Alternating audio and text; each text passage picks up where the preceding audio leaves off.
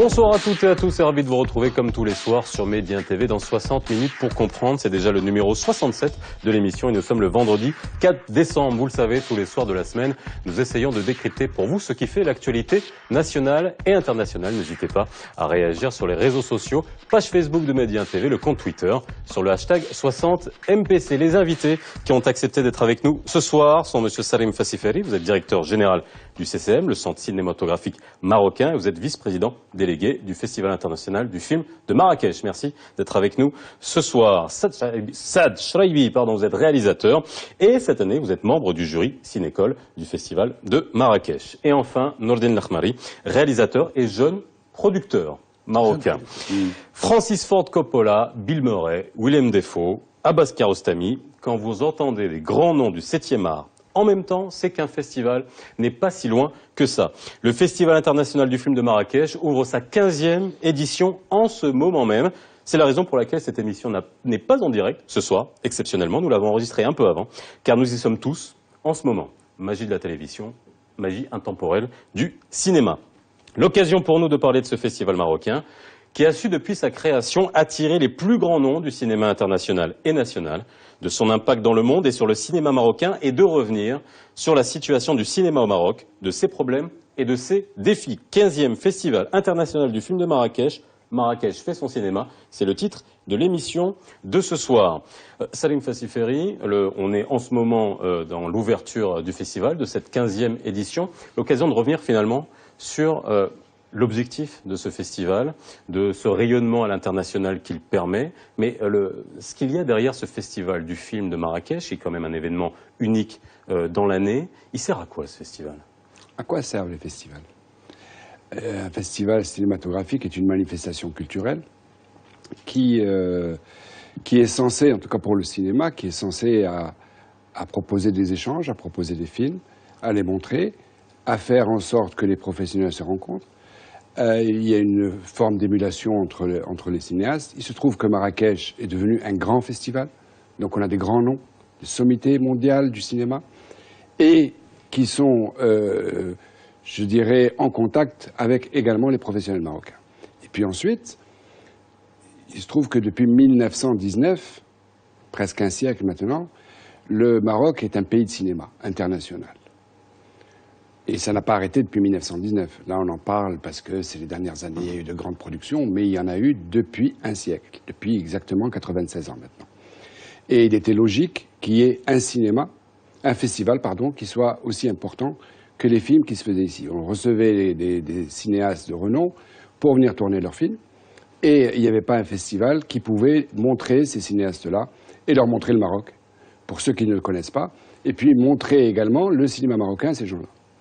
Donc tout ceci fait qu'il y a une logique pour l'existence de ce festival de Marrakech.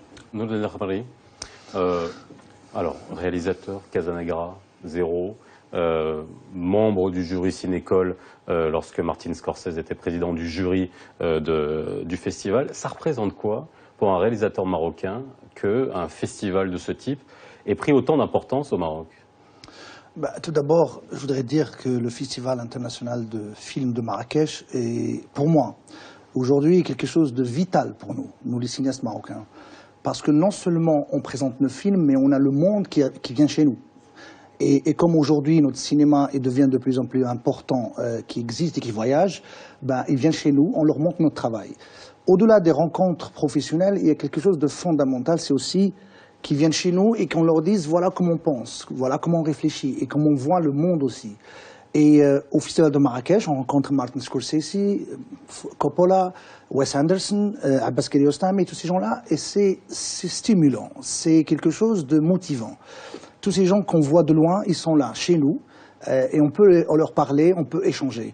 Donc pour moi, c'est quelque chose de fondamental. Ce festival, pour moi, est quelque chose, c'est devenu une espèce de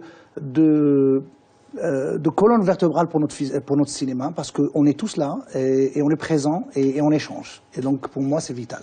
Alors, quand on a un festival comme celui-là, qui est jeune, quand même, il a 15 ans, mais il est jeune, si on doit le comparer à des festivals internationaux, que ce soit Cannes, que ce soit la Mostra de Venise, que ce soit Berlin, ce sont des festivals qui ont quand même un certain âge. Qu'est-ce qui fait qu'aujourd'hui, on a pu attirer de grandes stars. Hein. On va parler du cinéma marocain, mais au niveau international, on a quand même vu défiler des stars, des grands noms du 7e art, que ce soit des réalisateurs, que ce soit des producteurs, que ce soit des acteurs, délégation française qui, à mon avis, n'a jamais été vue ailleurs, on a une quarantaine d'acteurs et de réalisateurs français. Qu'est-ce qui fait qu'aujourd'hui, Marrakech attire le monde du cinéma? Je pense qu'en plus de ce que les amis ont dit, il faut peut-être rappeler la première année et la genèse du festival et les conditions dans lesquelles il a été créé. C'était en 2001. Hein. Rappelons-nous qu'il était programmé en décembre 2001, qu'il y a eu le septembre 2001 et qu'il y a eu ce grand point d'interrogation. Fallait-il le maintenir ou pas? Et je crois que l'une des décisions qui a donné une impulsion à ce festival, c'est probablement cette décision courageuse du Maroc, du roi, Mohamed VI, qui a décidé de maintenir le festival. Et je crois que le fait que les premières stars sont arrivées en 2001 dans les conditions de l'après-Twin Center a fait que tout le monde a fait confiance à ce festival. Et donc, de bouche à oreille, d'année en année, tout le monde racontait la magie de Marrakech, la magie du pays, la magie du cinéma ici. Et ça a encouragé tous les grands noms dont on vient de parler de revenir chaque année. Je crois que ça participe aussi au rayonnement que le festival a acquis 15 ans après. Alors, pardon. Oui. La première édition était programmée pour le 21 septembre. C'est-à-dire 10 jours après les attentats du 11 septembre, le 21 ou le 22 septembre. Donc, et le choix d'avoir décidé de garder le festival à ces dates-là, et que les invités étrangers soient venus, je crois qu'effectivement, ça a donné une impulsion à ce festival. Oui, ça a poussé beaucoup et ça que les gens ont pris confiance. Et c'était, je crois, important pour le Maroc que des noms aussi grands que ça fassent confiance à un petit pays dans le monde du cinéma. Hein. Soyons réalistes. Le Maroc, pour eux, c'est ça. Et malgré ça, ils continuent à venir et d'année en année, on a de plus en plus de grands noms. Et c'est important, je pense. Important. Le festival cette année rend hommage au cinéma canadien. Il a déjà rendu hommage au cinéma français, à des cinémas que les gens ont pu découvrir, comme le cinéma japonais l'année dernière. Mexicain. Bon, il y a eu le cinéma indien. Scandinave. Bon, bref, on voit vraiment. Est-ce que c'est un festival qui a pour objectif, on parle du strass, des paillettes, mais finalement, quand on rentre dans la programmation, et si on va voir la programmation de cette année, on va découvrir un cinéma peut-être que les gens n'ont pas l'habitude de voir. Aujourd'hui, il remplit cette mission vis-à-vis du public marocain? Absolument. Non seulement il remplit cette mission, mais en plus, c'est un découvreur de talent. On a eu des gens qui sont passés à Marrakech qui se sont retrouvés aux Oscars. En 2004, en 2005. On a eu des gens qui sont venus pour des masterclass qui se sont retrouvés Palme d'Or. On a des gens qui ont été Ours d'Or à Berlin qui sont venus pour les masterclass. Donc il y a effectivement quelque chose de très professionnel et de très, je dirais, d'un niveau très élevé. Et c'est quelque chose d'extrêmement rare dans les pays du Sud, pour ne pas dire inexistant. Si on reste justement dans cette géographie, un festival du Sud qui attire autant de gens de ce niveau, j'en connais peu. Moi, je voudrais juste, au-delà des paillettes, au-delà du tapis rouge, quand on va voir un peu les films qui sont programmés au Festival de Marrakech, c'est des films vraiment d'auteur et des films qui ont un vrai message. J'en ai le plaisir de voir plein de ces films et je peux vous garantir que c'est des films qui sont sérieux, des films qui ont un vrai point de vue sur la situation du monde. Et je pense que chaque film qui est au Festival de Marrakech vous donne une idée sur le pays d'où il vient. Je me rappelle des films danois qui ont gagné trois fois. C'est des films qui étaient aux Oscars, mais c'était aussi des films très applaudis et très débattus chez eux, au Danemark. Et donc pour nous, les ramener du Danemark chez nous, à Marrakech, qu'on peut les voir, les débattre, c'est vraiment un grand plus pour les cinéastes marocains. Alors, est-ce que les gens vont voir les films? Parce que bon, non mais c'est vrai, il y a un moment quand on est au festival, est-ce que les salles se remplissent? Est-ce que les gens, en dehors des cérémonies, des montées de tapis rouge, est-ce que les gens, on arrive à leur faire justement découvrir, leur donner l'envie de découvrir ces films-là? Vous savez, les gens vont voir un film quand il y a une émulation, quand ils comprennent que c'est des films sérieux.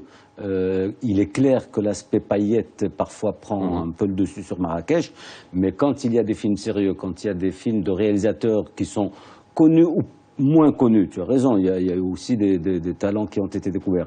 Quand les gens comprennent qu'il y a des films sérieux, oui, le public vient. Il est clair que quand le festival, dans certaines éditions, avait programmé des films qui étaient déjà vus, qui étaient déjà passés, surtout qu'aujourd'hui, avec les réseaux, on sait très bien que les films, parfois avant même leur sortie en salle, sont déjà sur les réseaux. C'est vrai que ça n'encourage pas le public à venir. Mais en général, je pense qu'à Marrakech, les salles sont relativement pleines. Il y a au moins déjà au moins deux films par jour en compétition. Et je peux vous dire que pour ces deux films, les salles sont pleines. Enfin, la salle. Pour les films en compétition. Pour les films en compétition, c'est vrai que la salle est pleine. Ensuite, il y a le coup de cœur pour les cinéphiles, c'est-à-dire des gens qui sont capables de voir 3 à 4 films dans la journée. Mais au moins les deux films qui sont dans la compétition, qui sont programmés tous les jours, je peux vous garantir que la salle est pleine. Et c'est la grande salle du Palais des Congrès. Et puis je pense que le public de Marrakech maintenant a pris cette tradition d'aller voir les films pendant le festival parce qu'il sait que c'est la seule occasion qu'il aurait à voir ces films-là. Donc en dehors des professionnels, je pense qu'il y a un public marrakechais qui s'est maintenant habitué à aller voir les films et je pense qu'ils vont le voir, que ce soit dans la salle principale ou dans les autres salles aussi. Hein. Alors bon, beaucoup de gens disent, reprochent, alors c'est un cinéma, on fait la part belle au cinéma international, vous êtes deux réalisateurs marocains, est-ce que finalement ça permet aussi de mettre en évidence toutes nos célébrités, nos réalisateurs, nos acteurs marocains? Alors, pardon. Oui, non, ce que je veux dire, c'est que on met en évidence nos professionnels. D'ailleurs, qu'ils soient du cinéma ou de la télévision. Parce que les comédiens chez nous passent facilement de l'un à l'autre. Donc on met en évidence nos professionnels, nos comédiens. Et les gens qui sont le plus acclamés sur le tapis rouge sont souvent les acteurs de télévision marocains, on en fait l'expérience. Oui, tout à fait. Alors, en ce qui concerne les sélections, la règle est la même pour tout le monde, y compris pour les films marocains. Je ne peux pas mettre en face d'un film d'un certain niveau un film qui soit plus faible ou qui va être hué, parce qu'on a quand même un public qui est exigeant. Je parle du public marocain. Et donc, c'est la qualité qui prime pour tout le monde, y compris pour les films marocains. Le public, il est exigeant de quelle manière? C'est intéressant la perception du public. Non, je voulais juste dire que je suis d'accord avec Sarim parce qu'à un moment donné, si on veut aller vraiment faire du cinéma et nous comparer avec le cinéma du monde, il faut qu'on soit exigeant vis-à-vis de nous-mêmes. C'est-à-dire que si on fait un film qui n'est pas à la hauteur, ben on n'est pas en compétition. Et on doit l'accepter et l'assumer et en parler. Mais exiger un film marocain d'être dans la compétition officielle parce que c'est un film marocain, je pense que c'est pas bien. Je pense qu'il faut qu'on fasse des films qui sont à la hauteur de ce festival. Parce que ce festival est en train de grandir. Marrakech devient de plus en plus un festival où tout le monde va venir. Je sais qu'on critique aussi les paillettes et le tapis rouge, comme je disais tout à l'heure, mais ça vient avec le package. Cannes, Berlin, Venise, à la même chose. Mais le contenu, si on regarde un peu les films qu'on regarde là-bas, les rencontres qu'on fait, et tout ce qui se passe en dehors de tapis rouge, il y a des choses extrêmement importantes et intéressantes. Maintenant, il faut qu'on soit exigeant, il faut qu'on accepte la réalité des choses. Si on veut être au niveau avec les meilleurs, bah, il faut qu'on fasse aussi un cinéma qui parle au monde entier, un cinéma universel. Et puis par ailleurs, dans tous les festivals de toutes les façons, il n'y a pas que la section compétition. Il y a des sections à côté. Je me rappelle, il y a quelques années, pour les films marocains, il s'est créé une section panorama du film marocain et on en passait une dizaine, une quinzaine de films, enfin je me rappelle plus, 10 ou 12 films marocains. Je pense que cette façon, c'est aussi une manière de montrer ces films, même s'ils ne sont pas montrés dans les conditions des films en compétition. Mais ça leur donne toujours une fenêtre pour être vus. Je crois que ce genre d'initiative est quelque chose à reproduire, peut-être pas chaque année, mais en tout cas régulièrement, c'est une autre fenêtre qui permet aux films marocains non en compétition de se montrer, surtout les productions récentes. On fait tout ce qu'on peut par rapport à ça. Je vous donne un exemple. La soirée hommage à William Dafoe est suivie d'un film marocain qui n'est ni en compétition ni en coup de cœur. C'est ça. C'est ça. C'est ce genre de choses qui peut compléter, quoi.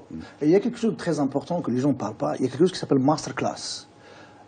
Et chaque année, vous allez avoir en face de vous Francis Ford Coppola qui vous parle de son expérience. Oui. Martin Scorsese, tous ces grands qui sont passés, qui ont fait des masterclass. Alors cette année, il y a Abbas Kiarostami, il y a Park Chan-wook. Park Chan-wook. Ouais. Quand on voit ces gens-là et qui viennent jusqu'au Maroc pour donner des masterclass, il faut vraiment ne pas être intéressé par le cinéma pour ne pas y aller. Et c'est tellement riche. On a une bibliothèque aujourd'hui avec toutes ces années, on a fait des masterclass. Si on le met en Blu-ray, ça coûterait beaucoup d'argent. Mais est-ce que nos réalisateurs, nos acteurs, je pose la question de manière très directe, est-ce qu'ils profitent réellement de ce vivier de rencontres qu'on peut avoir. Nordine le disait, on peut avoir à côté de nous Coppola, on peut avoir Scorsese, on peut avoir James Gray, on peut avoir un certain nombre de réalisateurs. Est-ce qu'on profite de ça? Ceux qui sont intéressés, oui.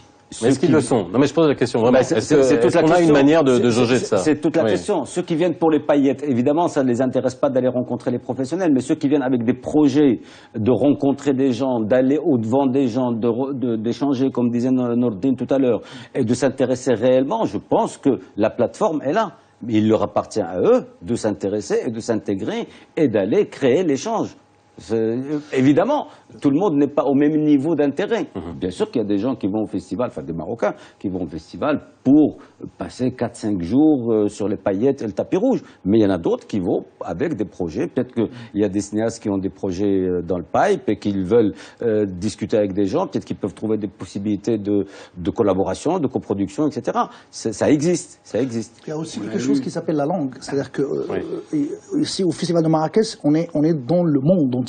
Il est là. C'est-à-dire l'anglais. Et pour certains, l'anglais, c'est un complexe ou c'est une barrière. Mais je pense que c'est juste question d'éducation. Je pense que quand on regarde un peu Berlin, Venise, Cannes, il y a des années, quand ils ont débuté, il faut éduquer tout un public et tous les professionnels. Mais j'ai remarqué, moi, personnellement, que les dernières 3-4 années, les professionnels marocains commencent à ne plus avoir ce complexe de la langue. C'est-à-dire ils partent, ils parlent avec un anglais, ils se débrouillent très bien. Et donc c'est juste question d'éducation. Je pense que 15e année, c'est vraiment pas beaucoup par rapport à Cannes, Berlin, Venise ou Toronto. Mais on est en train de créer quelque chose. On est en train de se décomplexer par rapport au monde entier. Parce qu'on avait juste un rapport avec la France ou le monde arabe. Aujourd'hui, on a l'Amérique, on a la Scandinavie, on a le Japon, aujourd'hui au Canada. Je pense qu'il y a quelque chose de fondamental qui se passe au Maroc aujourd'hui avec ce festival. Pour moi, je pense qu'on a un cadeau incroyable. Il faut juste nous les Marocains, qu'on se batte et qu'on existe et qu'on dit voilà, on est là. Il faut qu'on parle et qu'on fasse signe à tout le monde. On est là, on existe, voilà nos films, voilà nos idées. Salim Fassiferi, par rapport à ça. Écoutez, nous avions ces dernières années organisé, je crois jusqu'en 2013, un déjeuner de réalisateurs. Donc il y avait un déjeuner de réalisateurs où il y avait tous les réalisateurs qui étaient à Marrakech, qu'ils soient marocains ou étrangers, étaient tous réunis. Même il n'y avait plus l'année dernière. Non, jusqu'en 2013. Et bien, on l'a enlevé, tout simplement parce qu'on s'est rendu compte qu'il n'y avait pas vraiment, pendant ce déjeuner, il n'y avait pas vraiment d'échange, les gens ne cherchaient pas, ils restaient dans leur groupe. Ce qui fait que cette année, nous avons décidé de faire carrément programmer une réunion pendant le festival de 2 heures, avec des prises de rendez-vous avant, et où nous allions essayer de faire rencontrer les gens, ceux qui sont intéressés en tout cas. Donc vous allez faire des rencontres B2B comme ce qu'on peut avoir dans ça. Voilà, il faut forcer la rencontre. Voilà, exactement. Ouais. Pour que ce soit un peu plus studieux sur ce point-là, parce que pour le reste, c'est très studieux. C'est vrai que des formules comme ça qui existent dans certains festivals ont beaucoup d'intérêt, les formules B2B. C'est-à-dire que des gens qui sont intéressés par rencontrer un tel ou une telle envoient leur projet à l'avance au secrétariat du festival qui leur programme des rencontres bilatérales. Moi, je citais l'exemple de Namur, par exemple, qui réussissent magnifiquement. Ils programment une quinzaine, une vingtaine de rencontres, mais qui ne durent pas 3 minutes, qui durent 2 heures pour chaque rencontre. Et comme ça, moi je sais que des projets sont nés, ont été consolidés à travers ces rencontres, parce qu'ils envoient les projets, ceux qui en ont, à d'autres qui sont intéressés au niveau international, et ceux-là arrivent et peuvent rencontrer les gens pendant un certain temps et discuter, faire un pitch, discuter vraiment du projet qui peut devenir demain un projet de coproduction. Je crois que l'un des objectifs futurs à chercher pour ce festival, c'est effectivement, au-delà de tout ce qu'il fait aujourd'hui, c'est que ça devienne une plateforme de coproduction entre les Marocains et les étrangers. Tout à l'heure, vous avez posé la question en quoi ça profite aux Marocains. Je pense que l'une des façons les plus concrètes pour que ça puisse profiter aux Marocains, c'est d'aboutir à des coproductions avec l'étranger pour ouvrir le film marocain non seulement sur le local, mais d'aller ailleurs. Effectivement, ça c'est un profit, comme disait Saad, mais il n'y a pas que celui-là. La production étrangère qui se tourne au Maroc, certains films se sont tournés grâce à Marrakech. Tout à fait. Et l'exemple le plus, celui qui me vient à l'esprit tout de suite, c'est celui de Barry Levinson avec Roger Caspa, qui est venu à Marrakech en tant que président du jury en 2008. Oui. Ouais. Et depuis qu'il a quitté le Maroc en 2008, il a cherché un projet à tourner au Maroc. pour avoir une raison professionnelle de revenir. Donc il a tourné en juin 2014, et là il le présente à l'ouverture. Donc aujourd'hui, le festival, c'est quoi? C'est le VRP du cinéma marocain, enfin des lieux de tournage marocains? C'est-à-dire qu'aujourd'hui, on les attire, ils sont tirés par les... C'est une des raisons. Vous avez effectivement les tournages étrangers au Maroc, le cinéma marocain, l'image du Maroc à l'international, pays ouvert, tolérant, film-friendly, comme disaient les Anglais. Donc tout ceci est important. Quand on voit la couverture médiatique qu'il y a sur le festival, et elle est importante, parce que nous, évidemment, après, on fait le bilan médiatique du festival, la couverture est réellement mondiale. Et même évidemment, en France, quand vous entendez... Même en France même peut-être moins en France. C'est un bon signe ou pas? Peut-être...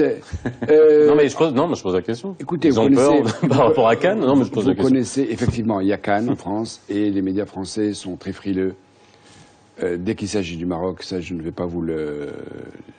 C'est quelque chose qu'on connaît depuis des années. Donc, mais j'ai été moi-même en Amérique du Sud 2 fois cette année, et les gens connaissaient le festival de Marrakech. Ils étaient surpris de voir que Sigourney Weaver ou Sharon Stone étaient à Marrakech.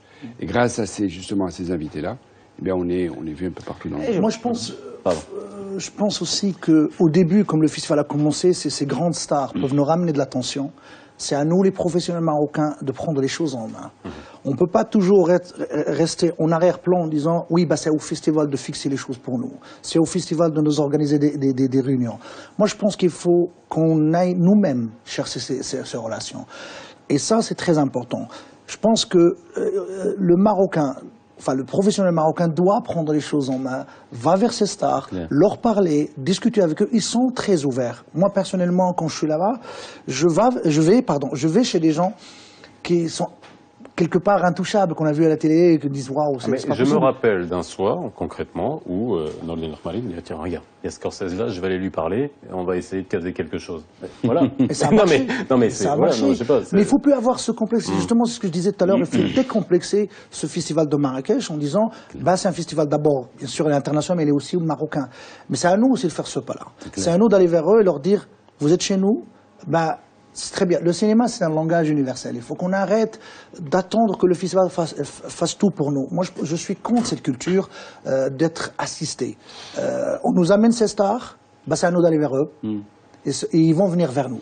Et puis pour compléter ce qu'on a dit, je pense que cette comparaison qu'on a souvent l'habitude de faire au niveau médiatique, de citer toujours Cannes, Berlin, Venise, etc., je crois que le festival de Marrakech, il faut le sortir de c'est pas le même style.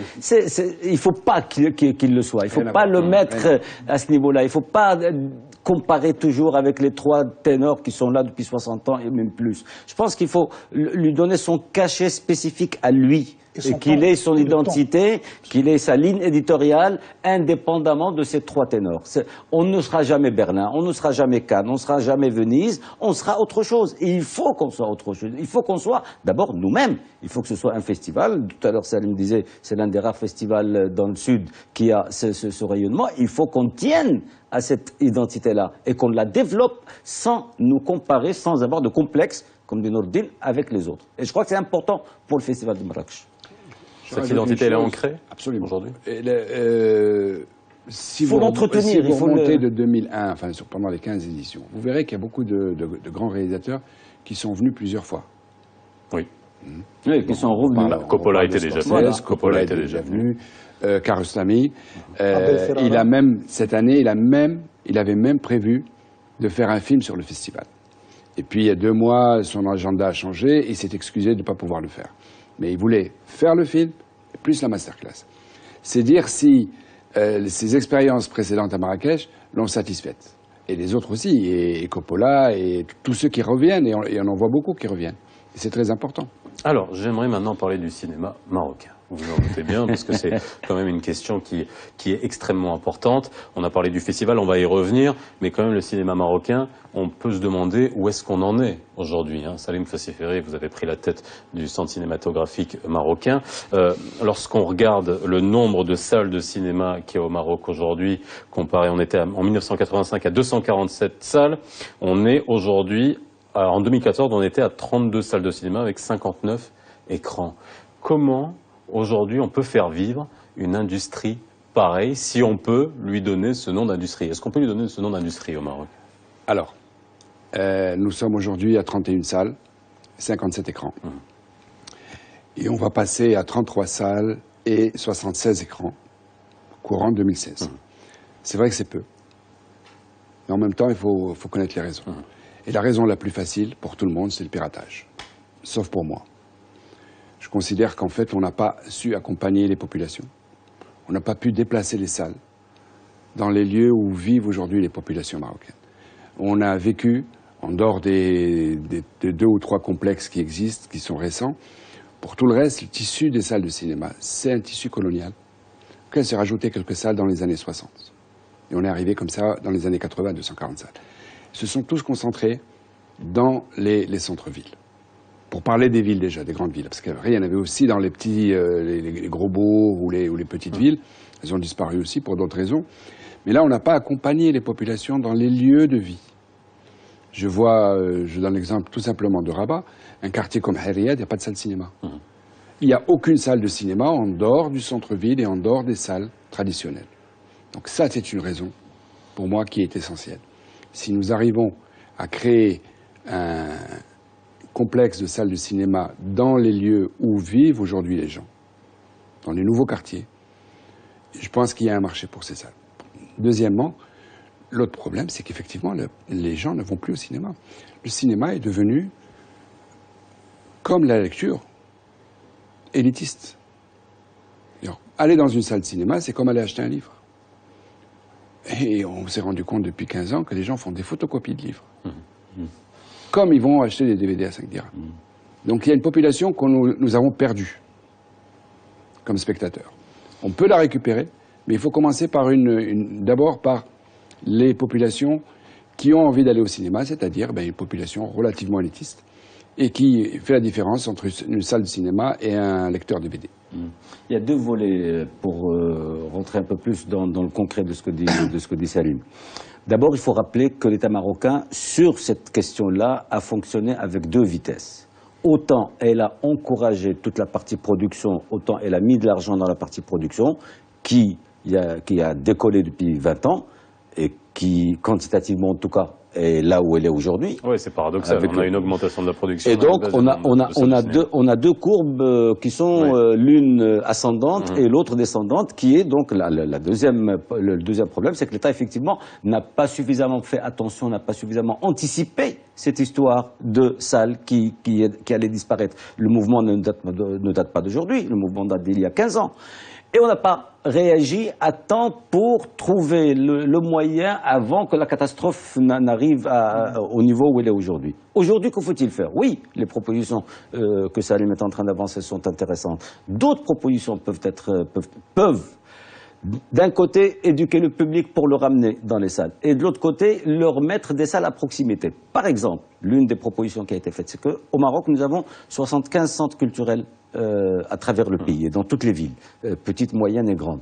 L'une des idées, c'est d'équiper ces centres culturels avec un équipement numérique qui ne coûte pas grand-chose aujourd'hui, et en faire un lieu de projection en dehors des activités que ces centres culturels ont déjà l'habitude de faire. Voilà une première proposition qui paraît concrète et pas très compliquée, pas très coûteuse à mettre en place. Une deuxième proposition, c'est de trouver un moyen avec le ministère de l'Habitat et avec les promoteurs immobiliers, que chaque fois qu'un promoteur immobilier va construire une résidence de 500, de 1000 habitations, qu'il accepte de construire à l'intérieur de cette résidence une salle multifonctionnelle, pas cinéma. On voudrait déjà des écoles, vous imaginez qu'on demande des salles de cinéma? Oui, mais enfin, on leur demande bien maintenant de construire une école, un marché, une mosquée, etc. Au même titre, si on a un tant soit peu conscience de l'intérêt, de l'importance de la culture, on peut leur demander aussi de construire une salle, pas de la construire et de la donner en gestion à des professionnels qui existent aujourd'hui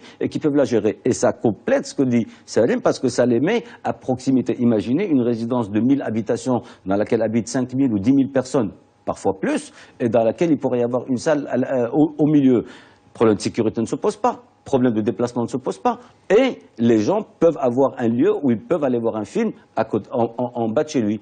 Troisième proposition pour éduquer un public futur à revenir vers la salle de cinéma. Nous avons 320 maisons de jeunes au Maroc. 320 maisons de jeunes qui nécessitent un tout petit équipement en lecteur DVD et des programmations d'une séance de cinéma par semaine avec un jeune public qui peut de nouveau aimer aller voir les films et qui plus tard peut devenir un public de salle de cinéma, par exemple. Petit moment, vous pouvez aller chercher des pop-corn. On continue à faire notre cinéma dans un instant. De retour sur le plateau de 60 minutes pour comprendre. On parle de cinéma et ça nous fait du bien. Nodem Ahmali, vous voulez réagir par rapport à ce que disait Sacha Regui? Moi, je pense qu'il n'y a pas uniquement le piratage qui nous fait du mal. Je pense qu'il faut avoir une vraie politique culturelle. Je pense aussi que le gouvernement a sa part dans ça. Parce que, je vous donne un exemple. Je sais qu'on va toujours dire non, il ne faut pas se comparer avec les autres, mais je pense à un pays qui s'appelle la Norvège, que je connais très bien. C'était un pays qui avait toujours ce complexe du Danemark, la Suède. C'était toujours la Suède, le Danemark, qui sont à Cannes, à Berlin, dans les grands festivals et qui fabriquent des films incroyables et qui partent partout au monde. Ce qu'ils ont fait, c'est que le gouvernement a pris les choses en main et ce sont les communes qui construisaient les salles de cinéma. Aujourd'hui, au Maroc, c'est le privé. Le privé va toujours aller là où ça l'arrange. Forcément. Et malheureusement, on n'a pas des gens dans le privé, dans le secteur privé, qui sont viscéralement dans la culture et l'art. Ils n'ont pas encore compris que l'art et la culture peuvent être très rentables. On l'a vu en Europe, que l'art et la culture peuvent être beaucoup plus rentables que l'industrie automobile. On n'est pas encore là. Donc, moi, je fais les mains et les pieds pour ramener le privé, mais c'est pas suffisant. Je pense que chaque commune doit vraiment investir dans l'art et la culture, et notamment le cinéma. Agadir, par exemple, une grande ville, il n'y a pas de salle de cinéma. Fès. Agadir, il y a 25 villes marocaines de plus de 100 000 habitants, 25 villes marocaines de plus de 100 000 habitants où il n'y a pas une salle de cinéma. Et cette phrase que j'entends beaucoup chez les politiciens et qui m'écœure, c'est « oui, mais on doit penser au pain plus qu'à l'art et la culture ». La culture, et aujourd'hui le cinéma, les images, elles sont aussi importantes que le pain aujourd'hui. Sinon, on connaît le résultat.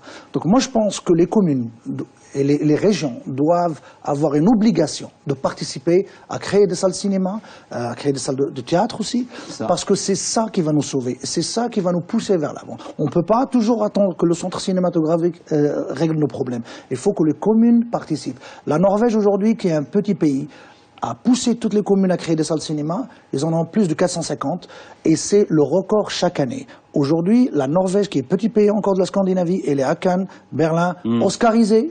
Ils sont partout. Mais ça fait 10 ans qu'ils ont investi, mais c'est une politique culturelle très bien précise et il y avait une vraie stratégie. Donc moi je pense que les politiciens doivent venir là sur le terrain. Surtout maintenant que le Maroc rentre dans l'histoire de la régionalisation. C'est peut-être le moment pour que tous les présidents de région prennent conscience de cette importance et se disent il nous faut une infrastructure culturelle complémentaire par rapport à celle qui existe aujourd'hui. Tous les compartiments de l'économie font maintenant attendre beaucoup de la régionalisation.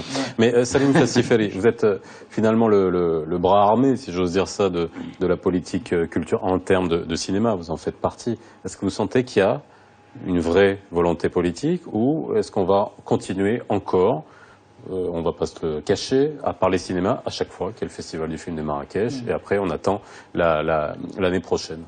Non, pour 2 raisons. D'abord parce que l'État met quand même 100 millions de dirhams sur la table tous les ans. C'est clair. Première chose, 75 dans la production, 25 pour les festivals, 7 pour les salles. Je dis 7 millions pour les salles tous les ans. Nous avons un texte de 2012 qui permet de numériser les salles de cinéma, c'est-à-dire de financer le passage du 35 mm au numérique. Et c'est fait. Aujourd'hui, on est à 90% du parc qui est numérisé.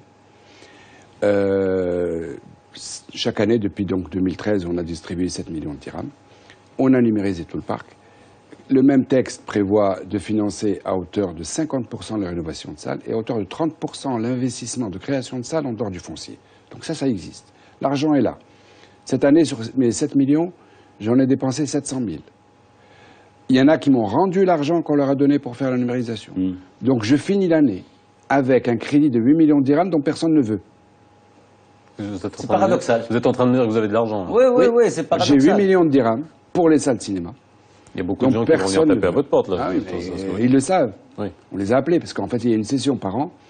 Et là, on essaye de garder l'argent pour l'année prochaine. Parce que sinon, ça retombe dans la masse et on recommence avec 7 millions l'année prochaine. Donc là, on a déjà pratiquement 8 millions cette année qui n'ont pas été utilisés. Donc l'État fait ce qu'il faut, mais il ne peut pas se substituer au privé. C'est clair. Alors, ces textes de la numérisation du financement des salles de cinéma précisent que les destinataires sont, et ceux qui en profitent, sont les salles de spectacle cinématographique.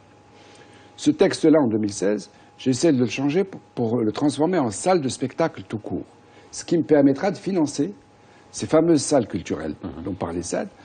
On en a recensé effectivement un peu plus de 70. Voilà. On les a fichées. On sait quelle taille elles font, combien de sièges ils ont, qu'est-ce qu'il leur faut comme équipement. Tout ceci est fait. De manière à ce que nous puissions, à partir de l'année prochaine, passer à une autre étape qui est d'équiper ce genre de salles pour des villes moyennes, effectivement, qui n'ont plus de salles de cinéma et qui vont permettre, alors, pas tourner avec la même logique économique qu'une salle traditionnelle, c'est-à-dire un film qui reste une semaine et puis si ça marche, on passe une autre semaine. Non, il faut programmer 3 films par semaine pour que le public revienne plusieurs fois dans la semaine et puis qu'il puisse voir plusieurs films. Voilà. Donc ce sont les pistes de travail actuelles. Alors, vous savez, même dans cette optique-là, ces 75 centres culturels, s'ils ne font qu'une projection par jour, imaginez 75 projections de films marocains, j'imagine, en priorité, dans toutes les villes du Maroc. L'émulation que cela peut créer, c'est surtout, quand on parle d'éduquer le public, c'est pas une phrase théorique qu'il faut, non, il faut la traduire concrètement dans le quotidien. Comment on peut éduquer ce public? Moi, je pense que cette proposition-là, si jamais le public sait que tous les jours, dans ces centres culturels, il a un film à 18h ou à 19h, ça dépend. Et c'est une façon de l'éduquer, c'est une façon qui revienne régulièrement dans ces salles. Comment on va aujourd'hui, dans la situation actuelle, et je vais vous poser la question en tant que réalisateur, en tant que vous réalisez des films, comment vous gagnez de l'argent? Il y a un moment, il faut se poser la question. Non mais sincèrement. C'est-à-dire, oui, vous posez une question qui ne peut pas exister. Personne ne peut gagner de l'argent. Ah bah voilà, mais ça, il faut le dire. Il faut le dire. Non, mais il faut le dire. Mais aujourd'hui, une fois qu'on aura les salles, hein, si imaginons que j'espère que ça restera pas un vœu pieux, mais en tout cas il l'est depuis un moment, qu'il y ait des salles, il faudra des films. Et il faudra que les films, pour qu'ils puissent exister, en plus des aides qu'il peut y avoir, il faut que ça rapporte de l'argent. Aujourd'hui, comment on transforme ça en industrie? Imaginons qu'on arrive à faire migrer les gens de la consommation du DVD piraté à aller vers la salle. Est-ce que ça suffira? Alors d'abord, il faut partir du principe qu'il n'y a aucune logique économique à faire un film en règle générale. C'est-à-dire, vous allez dans un pays comme la France, on parle de la France pas parce qu'on a des relations particulières avec la France, mais parce que c'est le premier producteur cinématographique au niveau de l'Europe. Produisent à peu près 240 films. Il n'y en a pas 20 qui gagnent de l'argent. Exact. Il y en a 10 qui gagnent de l'argent. Il y en a 20 qui n'en perdent pas. Exact. Et derrière, vous avez des financements publics, des SOFICA, c'est-à-dire un financement par crédit d'impôt. Donc il y a tout un montage financier qui fait qu'il n'y a pas de logique économique derrière. Et que si vous laissez et des obligations pour les chaînes de télévision pour produire, coproduire et diffuser le film. Claire. Donc si vous enlevez tout ça, vous n'avez plus de logique économique, vous n'avez plus de cinéma du tout. Alors à quoi ça sert? Évidemment, ça sert à la culture. Mais ça ne sert pas que à la culture. Ça sert également à montrer son image à l'international. Nous avons organisé cette année une semaine à Barcelone, une semaine à Buenos Aires, 2 semaines à Bogota, 1 semaine à Medellín, 1 semaine à Abidjan, 1 semaine à Amman. Et je vous assure que les salles étaient pleines. La production coûte à l'État 60 millions de dirhams par an. Mais ça rapporte beaucoup plus que n'importe quelle campagne de publicité. Non, mais la question, c'était sur le Maroc. Il est clair qu'aucun film dans un pays tiers ne peut faire gagner de l'argent. Mais comme le dit à juste titre Salim, ce n'est pas pour gagner de l'argent que les réalisateurs marocains font des films. Comment vous gagnez votre vie? Je veux juste comprendre. Sur la non-logique économique des films qui sont faits. Un réalisateur marocain, vous n'en trouverez pas un qui est milliardaire. En dehors des blockbusters milliardaires, j'en connais pas. Millionnaires, j'en connais pas aussi. J'en connais pas, sincèrement. Je ne connais pas qui sont ni milliardaires ni millionnaires. Moi, je pense qu'en dehors des blockbusters américains, en dehors des hindous, qui eux, oui, peuvent faire gagner de l'argent. Grosse production de films. Comme le dit Salim, il cite l'exemple de la France, on peut citer l'exemple de plein d'autres pays. Le cinéma ne peut pas, le cinéma du tiers-monde ne peut pas faire gagner de l'argent ni à son producteur, ni à son réalisateur. Il peut faire vivre son réalisateur, il peut faire vivre son producteur, mais pas gagner de l'argent dans le sens économique. C'est-à-dire que si on a, à mon avis, si on a une vraie industrie avec toute la chaîne qui fonctionne, avec des salles de cinéma, le producteur peut ramener un peu d'argent. Mais il faut beaucoup de salles de cinéma. Et il faut aussi une industrie qui fonctionne dans le sens où on va faire des films qui parlent au public. C'est-à-dire, on parle toujours des salles de cinéma, mais si on fait pas de films qui parlent au public, qu'est-ce qu'on va faire? On va rien faire.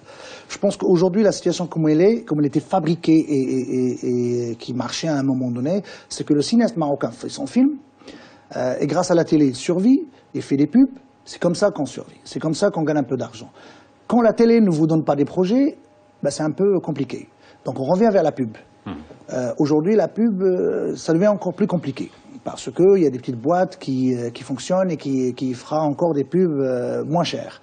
Maintenant, moi, je suis convaincu que si on crée un vrai réseau, une vraie chaîne de scénarios jusqu'à la salle du cinéma, je pense qu'on peut créer un système ou un petit marché. Parce qu'on a un marché. Et on l'a prouvé à maintes reprises. Il y a des films marocains qui ont gagné un petit peu d'argent. Pas beaucoup comme on veut, mais il y a eu des films qui ont fait des box-office, il y a eu des films qui ont fait sortir le public. Le public marocain a faim.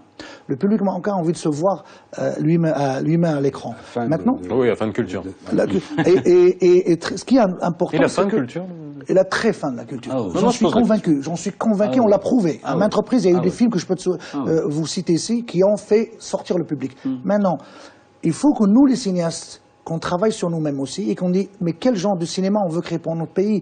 Et en même temps, si on arrête de financer le cinéma marocain, on arrêterait de financer l'image de ce pays. Et il va y avoir les autres qui vont venir. Ce qu'ils faisaient il y a pas longtemps, il y a 40, 50 ans, c'était toujours les Français, les Anglais qui venaient nous filmer et créer les images sur nous par les autres, par ailleurs. Maintenant, c'est nous qui créons nos propres images. On existe. Peut-être pas comme on veut, peut-être pas dans les grands festivals comme on veut, mais on y arrivera. Maintenant, on crée des images qui parlent de nous, notre langue, notre identité, nos problèmes, et il faut juste qu'on les assume. Et c'est très important que l'argent qui est investi dans le cinéma, que les gens qui investissent l'argent dans le cinéma ne croient pas que c'est de l'argent perdu. Ce n'est pas perdu. Je vous raconte une petite anecdote. En Irlande, j'étais dans une petite ville qui s'appelle Cork City. Je suis rentré, j'ai trouvé 2 films en Blu-ray et en DVD, Casanegra et Alizawa. Et ça marche. Et les gens, ils n'étaient pas beaucoup, il y avait 3 ou 4 DVD, mais ils étaient là. Le Maroc était là. En Australie aussi, en Angleterre. Je veux dire, un film marocain fait promouvoir le Maroc beaucoup plus que autre chose. Et je pense qu'il est nécessaire d'être optimiste, mais si la chaîne fonctionne comme une petite industrie, on peut faire tourner l'argent. C'est-à-dire un film qui marche permettra à un producteur de gagner un petit peu d'argent. Qui va investir dans le scénario? Parce que tout commence par un scénario. Alors il faut nuancer un petit peu ce que dit Nordine sur quel genre de cinéma il nous faut. L'une des forces du cinéma marocain depuis maintenant une 50aine d'années, c'est sa diversité.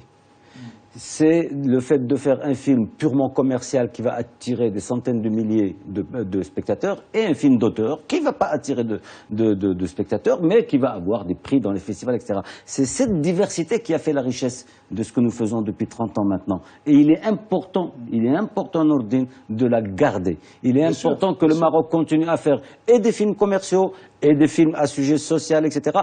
et des films d'auteur qui n'intéressent pas le grand public. C'est un enrichissement mutuel des uns et des autres. C'est pour ça que moi personnellement j'ai longtemps combattu cette idée de quel genre de cinéma il nous faut. Non, il ne nous faut pas un genre de cinéma, il nous faut des genres de cinéma qui correspondent aux différents genres de public. Je voudrais juste préciser, quand j'ai dit quel genre de cinéma le Marocain veut voir, ça ne veut pas dire automatiquement des films commerciaux. Je suis d'accord avec toi absolument. On peut tout faire, même les films sur la science-fiction. Il suffit juste de savoir communiquer avec le Marocain. Et je peux vous dire une chose dont je suis convaincu, c'est que le Marocain et la Marocaine sont cinéphiles. S'ils ne regardent pas le film marocain, ce n'est pas parce qu'ils ne l'aiment pas. C'est parce qu'ils n'ont pas l'occasion d'aller vers ce film où on n'a pas su communiquer. Parce qu'ils regardent beaucoup le streaming, les DVD piratés, mais ils sont assoiffés par rapport à cette image de nous-mêmes. Je vais poser une question, on a souvent des discussions, Nordine, sur le cinéma. Je vais poser une question qui fait souvent sauter au plafond. Est-ce qu'on sait raconter les histoires? Nous, aujourd'hui, Marocains, réalisateurs, je vous pose des questions. Maintenant, on voit des films d'excellente facture, d'un point de vue technique, d'un point de vue lumière, d'un point de vue tournage, d'un point de vue production, mais est-ce qu'au niveau histoire, on a appris à raconter des histoires? Je vais me permettre de répondre parce que je ne suis pas réalisateur. Oui, bah, C'est plus facile pour moi. Oui. En parlant de scénario, je rebondis sur l'histoire de scénario. Je considère que c'est vraiment le talon d'Achille du cinéma marocain. Alors, c'est très étrange parce que nous avons des forces dans le cinéma, nous avons des faiblesses. La faiblesse, je dis bien la faiblesse, c'est l'écriture et c'est le scénario. Et au Moyen-Orient, c'est l'inverse. La force du Moyen-Orient, la force des Syriens lorsqu'ils faisaient du cinéma, des Égyptiens, de tous ces gens-là, c'est le scénario. Et nous, c'est le reste, notamment la réalisation et le décor. Nous avons de grandes forces dans le décor, par exemple. Dans tout ce qui est artistique, dans les costumes. Mais nous avons un problème de scénario. Et c'est la raison pour laquelle, l'année dernière, j'ai créé cet atelier d'écriture avec la fondation du film de Marrakech pour les films qui avaient déjà obtenu l'avance sur recette. C'est-à-dire des films qui étaient certains de passer à l'écran. Parce qu'en général, on fait des ateliers d'écriture pour monter un scénario, pour pouvoir le présenter à un financement. Là, j'ai pris le problème par la fin, c'est-à-dire par le scénario existant qui est financé et qui va être tourné, mais d'abord en relisant le scénario et en voyant comment on peut l'améliorer, parce que c'est le talon d'Achille justement du cinéma. Sur cette question, il faut que chacun mette un peu sa part dans l'édifice. Il y a différentes façons. Bien sûr que nous ne sommes pas au point. L'une des raisons qui a fait que nous avons accumulé du retard dans la technique d'écriture de scénario, c'est que les réalisateurs marocains n'ont presque pas, ou très peu, collaboré avec les écrivains marocains. C'est-à-dire qu'ils ne se sont pas inspirés de la littérature marocaine suffisamment, alors qu'il y a des œuvres littéraires qui sont tout à fait adaptables au cinéma. Je cite l'exemple de notre union, de l'URAM, d'un programme sur lequel nous travaillons depuis 2 ans. Il y a 2 ans, on a organisé un colloque de 2 jours pour mettre en face les cinéastes et les écrivains, pour établir un pont entre les deux et pour pouvoir collaborer. Nous sommes plus qu'heureux parce qu'en l'espace de 18 mois, il y a déjà 3 projets qui sont sortis de ce colloque. Et ce travail-là, je pense qu'il faut qu'on le continue parce que je suis certain que dans les œuvres littéraires marocaines, il y a matière à. Et on l'a vu avec les Chevaux de Dieu et Maï Bin Bin. Plein. Il y a plein d'exemples comme ça. Et ça peut être une première base, parce qu'aujourd'hui, quand on dit que est-ce qu'on s'est raconté une histoire, c'est parce qu'à la base, la structure de l'histoire n'existe pas de façon solide, alors que chez les gens de la littérature, elle existe déjà de façon solide. Un scénariste peut améliorer une œuvre littéraire en la rendant visuelle avec une technique d'écriture. Mais quand un scénariste aujourd'hui au Maroc part de zéro, c'est-à-dire part de l'idée du réalisateur, qui est dans notre ligne ou la mienne ou l'autre, c'est une idée, ce n'est pas une structure dramaturgique qui est déjà posée. Je crois que c'est une des façons d'améliorer le niveau de l'écriture cinématographique, enfin des scénarios au Maroc. Moi je pense qu'on revient encore à ce que je disais tout à l'heure, la chaîne. C'est-à-dire si les producteurs aujourd'hui ont un fonds, assez d'argent pour travailler les scénarios. Aujourd'hui, le scénario se fait écrire en 2-3 mois.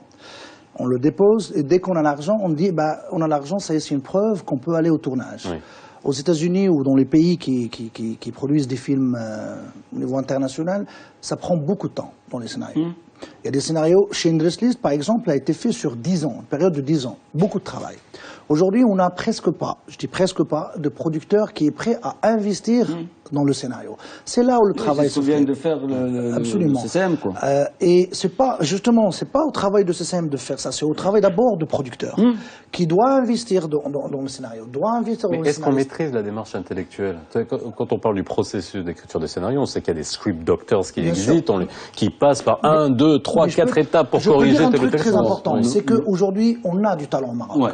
Le talent est universel. Parce qu'on a toujours tendance à dire, oui, mais le Maroc, on n'a pas ça. On a tout au Maroc. Maintenant, il faut structurer ça, et il faut les moyens. Je reviens au niveau zéro de film. C'est déjà l'écriture. Et c'est aux producteurs d'investir dans l'écriture. Avant d'arriver au centre cinématographique marocain, le centre cinématographique doit être la dernière échelle avant qu'on aille à la production. Mais il faut que les producteurs investissent. Aujourd'hui, qu'est-ce qui se passe? C'est le cinéaste qui écrit ou un scénariste. Le producteur attend qu'on ait l'argent du centre cinématographique et il prend l'argent et il te dit je suis producteur. Ce n'est pas comme ça que ça se passe en Europe. C'est l'investissement. Il faut investir dans un produit qui est le scénario. Ceci dit, il faut quand même relativiser. Quand on compare la qualité des scénarios au Maroc il y a 20 ans et celle d'aujourd'hui, il y a quand même des pas qui sont faits. N'oublions pas que nous n'avions pas d'école d'écriture de scénario. Tous les scénaristes marocains se sont formés sur le tas. On en a maintenant 5, 6, 8, 10 qui commencent à comprendre ce que c'est qu'une technique. Mais quand on compare la qualité des histoires, pas des films, des histoires, aujourd'hui, elle a quand même évolué de façon significative par rapport à il y a une vingtaine, une trentaine d'années. Aujourd'hui, vous allez quand même trouver une structure correcte, un début de film, un premier tournant, un deuxième tournant, un climax, etc., une fin, une chute, il y en a de plus en plus. Évidemment, le niveau qualitatif n'est pas le même chez tout le monde, le niveau de la maîtrise de cette écriture n'est pas le même chez tout le monde, mais je pense que le film marocain s'améliore à ce niveau-là. Je ne parle pas de la qualité artistique du film, je parle de la qualité de l'écriture du scénario. Moi, il m'arrive, il y a plein de gens qui m'envoient, je reçois en moyenne une vingtaine à 25 scénarios chaque année à lire. Il y a des gens qui me demandent mon avis, simplement. Il y a 10 ans, sur les 10 ou 15 que je recevais, j'estimais qu'il n'y en avait aucun qui avait une qualité. Aujourd'hui, quand les gens m'envoient, je trouve qu'il y a 3, 4 scénarios chaque année qui ont une valeur. Je voudrais rebondir sur ce que disait Nourdine sur la notion de producteur. Alors, il y a deux notions de producteur. Il y a la vraie et il y a l'image d'Épinal. Oui. Alors, l'image d'Épinal, producteur, c'est celui qui a le gros cigare, c'est le coffre derrière le bureau, on sort les billets, ou on signe des chèques et on fait un film. Et la réalité du métier de producteur, c'est celui qui prend l'initiative d'un projet. Il prend l'initiative en achetant des droits ou en finançant l'écriture d'un scénario. Une fois qu'il a bouclé ça, et ça peut prendre 2 ans, ça peut prendre 3 ans, une fois qu'il a bouclé ça, après c'est un montage financier. C'est aux autres de ramener de l'argent. Et c'est la force du producteur, c'est de choisir le sujet et de le développer. C'est en ça qu'existe le métier de producteur. Le reste, après, vient tout seul. Il vient avec le financement. Et c'est ce qui n'existe pas encore au Maroc. On n'a pas encore ce profil de ce producteur qui va initier un projet ou qui va prendre en charge un projet depuis sa genèse jusqu'à sa finalité. Au moins jusqu'à son financement. Après, il y a la carrière. Mais exact. Alors, les prochaines générations.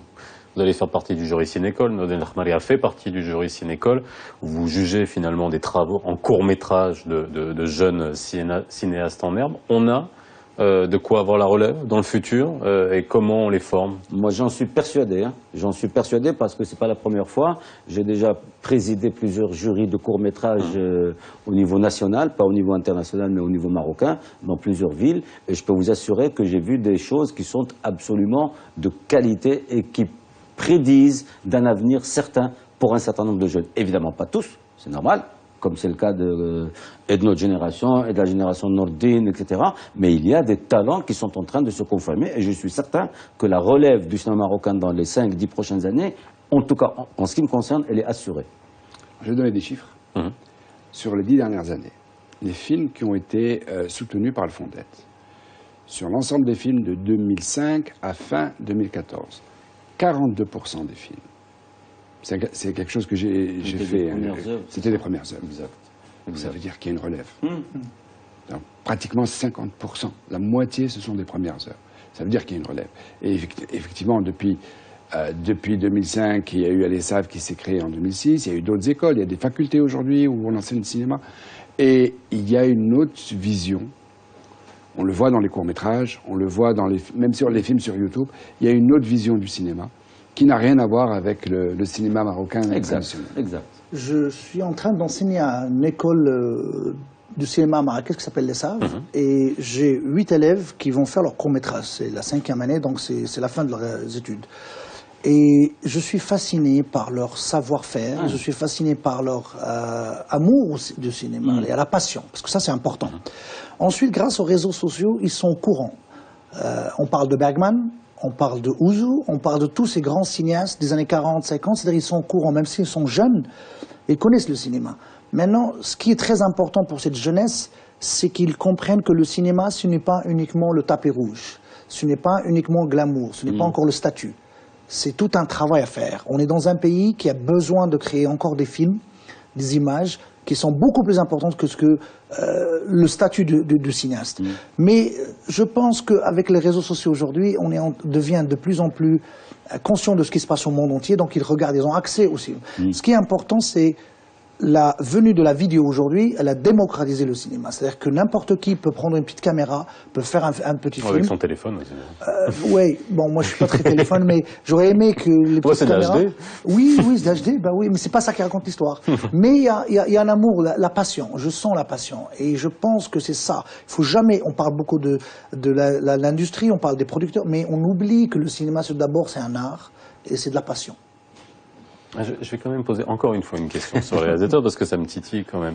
Est-ce que on n'a pas l'impression, et je pose la question, ça c'est vraiment subjectif, dans les films marocains, on est toujours en quête de la scène mythique à la Bergman, la scène mythique à la Fellini. Est-ce qu'on est toujours en quête de cette scène au lieu de se concentrer sur un film qui disent une histoire bien faite du début jusqu'à la Faisal, fin. mais pourquoi pas? Je veux dire, quand tu regardes Martin Scorsese qui fait... C'est pas pour rien que je pose la question. Bah oui, quand on regarde Martin Scorsese qui fait Goodfellas et qui est inspiré par Michael Powell de Red Shoes, il le dit, il en est fier. Ça, c'est encore le complexe de tiers-monde. Ah, on peut pas faire ça, on peut être inspiré. Jem Jarmusch ne fait que ça. Il s'inspire Bergman, il s'inspirait de Dreyer. L'Arche von Trier Today s'inspire de Bergman. La scène fabuleuse de Bergman dans le film Le Septième Sceau, quand Max von Sydow rentre dans l'église, quelle scène magnifique quand il parle à Dieu et quand il parle de l'amour. J'aimerais bien faire une scène pareille. Je veux dire qu'un cinéaste, c'est un artiste. Il ne peut que être inspiré. Mais ça sort tout seul, ça. Ça sort, c'est l'inconscience, c'est l'amour qu'on a, c'est la passion qu'on a pour le cinéma. Et je pense que c'est pas un problème, on a un complexe par rapport à ça. Et j'ai eu cette critique. Oui, vous êtes plus dans le cinéma américain, cinéma noir, Scorsese. J'aimerais bien. Scorsese lui-même le dit. Et il y a Brian De Palma, il y a Coppola et tous ces gens qui ont inspiré toute une génération. Et pourquoi pas? J'espère juste que nous, on arrive là avec des films qui peuvent inspirer des jeunes, qui peuvent justement être inspirés. Je dis pas copier, je dis bien inspirer. Vous savez, parfois aussi c'est un processus inconscient. Hein. On n'a pas besoin de dessiner une scène qui fasse référence à un cinéaste ou un film. Parfois dans l'écriture, sans se rendre compte, on écrit quelque chose tout en pensant à tel film qui nous a marqué ou tel cinéaste qui nous a marqué. Et inconsciemment, ça sort et inconsciemment, vous allez le retrouver. Moi, je pense que dans les films marocains, il y a un certain nombre de scènes qui font des références. Ou qui sont parfois des écritures. De Palma qui fait du Hitchcock craché. Et Quentin Tarantino, quand il parle du cinéma, il ne fait que ramener ses amours. Ah non, mais mais il fait son film. Voilà.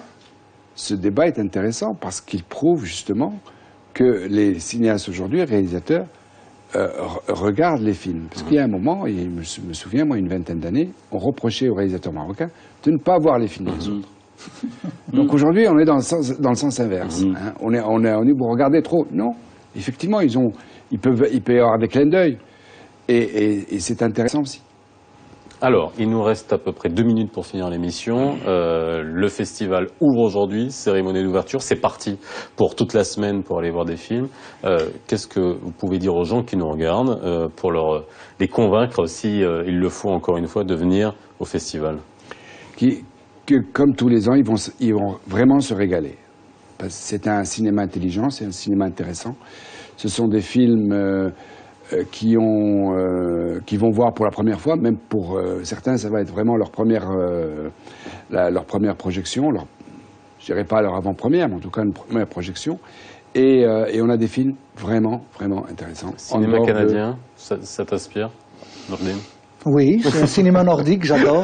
La lumière, non, mais c'est un cinéma très important et très intéressant aujourd'hui. D'ailleurs, ils ont un festival qui est en train de cartonner, Toronto, qui devient de plus en plus important. Vancouver, Toronto, Montréal. Mais pour moi, personnellement, pour ce festival de Marrakech, pour moi, c'est le rêve. Et je veux que ces jeunes qui rêvent d'être des cinéastes ou des acteurs, qui rêvent encore plus, comme moi j'ai rêvé, j'ai fait du cinéma aujourd'hui, je pense que le festival de Marrakech, non seulement c'est un rêve, mais c'est une preuve que l'art et la culture peuvent vraiment être l'arme la plus puissante pour un pays. Aujourd'hui, on avance, je suis très optimiste et je pense qu'on a aujourd'hui le festival de Marrakech qui va nous le permettre encore et je suis sûr et certain que dans le futur, ce festival nous apportera beaucoup encore. Alors, je vais finir cette émission en citant Dans cette atmosphère très anxiogène que le monde vit en ce moment, je vais citer Coppola, qui dit tout simplement « La création est une victoire sur la peur ». Voilà, bon festival, messieurs. Je vous rappelle que la semaine prochaine, je serai à Marrakech avec 60 minutes pour comprendre, pour 2 émissions spéciales depuis le festival du film de Marrakech. Excellente soirée, excellent week-end et à la semaine prochaine.